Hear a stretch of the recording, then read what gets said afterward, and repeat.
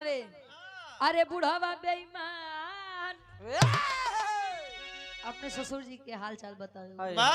अरे बुढ़ावा बेईमान मांग करैला के चोखा।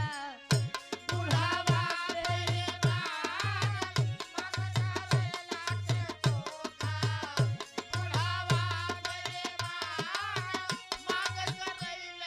ये तो बुढ़ऊ के हाल चाल रहे। गुरुजी अपने दुल्हावा के बतावे। अरे दुल्हा दारूबाज,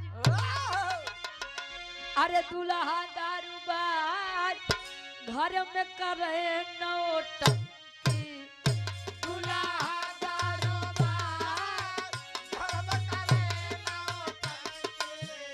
दुल्हा दारूबाज घर में करे नौटंकी। हाँ दुल्हा दारूबाज क्या बात है, क्या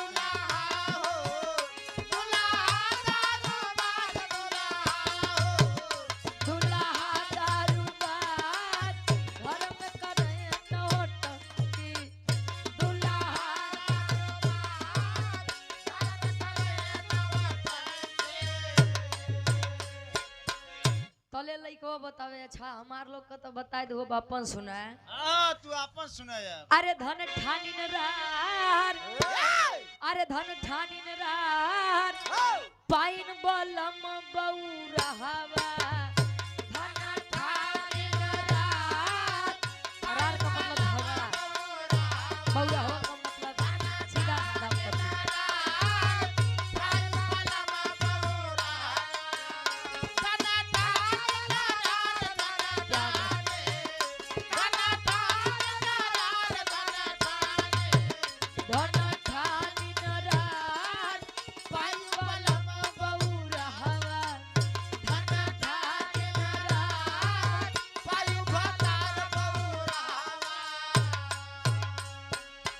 खाली एक लाइन ही हमार मन पसंदीदार बा। कहे पहले के औरत पति के अपने निसदिन से झुकावे।